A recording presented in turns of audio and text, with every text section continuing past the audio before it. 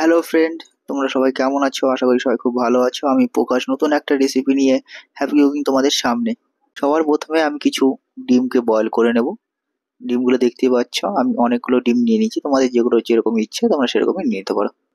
ডিমগুলোকে বয়েল হয়ে গেলে আমি একটা ঠান্ডা জলের মধ্যে দিয়ে দেবো ডিমগুলো ঠান্ডা হওয়ার জন্য। ঠান্ডা করার জন্য রেখে দিলাম একটা অন্য পাত্রে। তোমরা দেখতেই পাচ্ছ ডিমগুলো ঠান্ডা হতে হতে আমি আমার মশলাটা রেডি করে ফেলি। চলো দেখা যাক মশলাগুলোর জন্য আমার কি কি দরকার।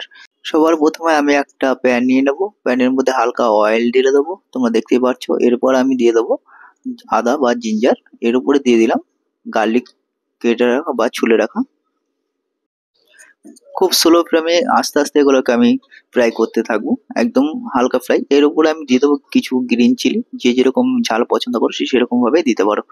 যার যেরকম ঝাল পছন্দ সে সেভাবেই দিতে পারো। এবার আমি এর উপরে দিয়ে দেবো কিছু অনিয়ন বা পেঁয়াজ, যেটা আমি আগে থেকে কেটে রেখেছিলাম। আমি এখানে 4টে পেঁয়াজ দিয়েছি, তোমরা বেশি চাইলে বেশি দিতে পারো, কমও দিতে পারো। দেখতে অনেকটা খুবই সুন্দর লাগছে, তোমরা দেখতেই পারছো। আশা করি তোমাদের খুব ভালো লাগবে এই রেসিপিটা, একবার অবশ্যই ট্রাই করতে পারো। এগুলোকে আমি আস্তে আস্তে নাড়াবো যেন জ্বলে না যায়। খুব স্লোতে পাকাতে হবে। তোমরা দেখতে পাচ্ছ কি সুন্দর একটা লাইট কালার চলে এসছে, এটা একদম ব্রাউন কালার হবে। এরকম ব্রাউন কালার হয়ে গেলে এটা আমি একটা মিক্সির মধ্যে ঢেলে দেবো। এর উপরে আমি দিয়ে দেবো কিছু ধনিয়া পাতা। তোমরা দেখতেই পাচ্ছ ধনিয়া পাতাটা কি সুন্দর লাগছে, খুব সুন্দরই লাগছে, এটা খেতে খুবই টেস্ট। এর উপরে আমি দিয়ে দেবো 150 গ্রাম মতো দই। এটাকে আমি ভালো করে পেস্ট করে নেব। পেস্ট হয়ে গেলে তোমরা দেখতে পাচ্ছ কি সুন্দর কালার।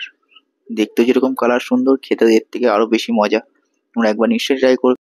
ডিমগুলো ঠান্ডা হয়ে গেছে, এবার আমি এগুলোকে ছাড়িয়ে একটা বলের মধ্যে নিয়ে নিলাম। তোমরা দেখতেই পাচ্ছ ডিমগুলোকে আমি ছাড়িয়ে নিয়ে রেখেছি। কিরকম লাগছে অবশ্যই বলবে তোমরা। এবার আমি অন্য একটা পাত্রে কিছুটা অয়েল, এর উপরে আমি ডিমগুলোকে হালকা ফ্রাই করে নেব। আর সামান্য একটুখানি সল্ট, একটু ব্ল্যাক পেপার দিয়ে এগুলোকে আমি হালকা ফ্রাই করব, যেন কোনো এগুলোকে আমি খুব স্লো ফ্রাই করব। আমি একদম লাইট কালার করব, যেন এগুলোকে লাল না হয়, একদম সাদা সাদাই থাকবে, হালকা একটুখানি কালার আসবে। এটাকে হয়ে গেলে এটা আমি নিয়ে নেবো একটা অন্য একটা বলে রেখে দেবো। তোমরা দেখতে পাচ্ছ আমি কালারটা কি সুন্দর হোয়াইট হোয়াইট এসছে।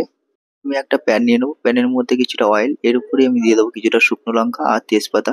একটুখানি দিয়ে দিলাম ব্ল্যাক এলাইচি, একটা স্টার অনিয়ন্স বা স্টার ফুল বলতে পারো। ভালো করে একটুখানি ফ্রাই করে নেব। তোমরা দেখতে পাচ্ছ একটুখানি ব্রাউন হয়ে গেলে এর উপরে আমি দিয়ে দেবো পেস্ট করে রাখা যে মিক্সারটা আমার ছিল, সেই মিক্সটা আমি এবার উপরে ঢেলে দেবো। দেখতে পাচ্ছ কি সুন্দর কালার। এটাকে খুব স্লোতে আস্তে আস্তে পাকাতে হবে, বেশি হাই ফ্লেম হলে গ্রেভিটা জ্বলে যাবে, কালারটাও নষ্ট হয়ে যাবে। তাই আমি চাই তোমরা যারা রেসিপিটা বানাবে অবশ্যই স্লোতে পাকাবে। এগুলোর উপরে হালকা করে নাড়াতে হবে। এর উপরে আমি দিয়ে দেবো কিছুটা গরম মশলা গুঁড়ো, কিছুটা জিরের গুঁড়ো, কিছুটা ধনিয়া গুঁড়ো। তোমরা দেখতেই পাচ্ছ গ্রেভিটা একদম সুন্দর পেকে গেছে। এর উপরে আমি হালকা দিয়ে দেবো একটু জল, যেন গ্রেভিটা লেগে না যায় বা জ্বলে না যায়। খুব স্লোতে পাকাতে হবে। এর উপরে আমি দিয়ে দেবো পরিমাণ মতো লবণ আর হালকা একটুখানি ব্ল্যাক পেপার। আর একটু মশলাটা আমার রেডি হয়ে গেছে। এর উপরে আমি দিয়ে দেবো ডিমগুলোকে। আস্তে আস্তে একটা করে ডিমগুলোকে আমি এর উপরে দিয়ে দেবো। সবগুলো ডিম আমি যেগুলো ফ্রাই করেছি সব কটা আমি দিয়ে দেবো এর উপরে। তোমরা দেখতে পাচ্ছ কি সুন্দর লাগছে। এর উপরে আমি দিয়ে দেবো হালকা একটুখানি বাটার। বাটার সবকিছু তো টেস্ট বাড়ানোর জন্য খুবই সাহায্য করে, তাই আমি একটুখানি বাটার দিয়ে দেবো এর মধ্যে। আমি সবাইকে বলবো একবার হলেও রেসিপিটা ট্রাই করার জন্য। ঠিক আছে, তোমরা অবশ্যই রেসিপিটা ট্রাই করবে, আশা করি খুব ভালো লাগবে। আমার তো খুবই ভালো লেগেছে।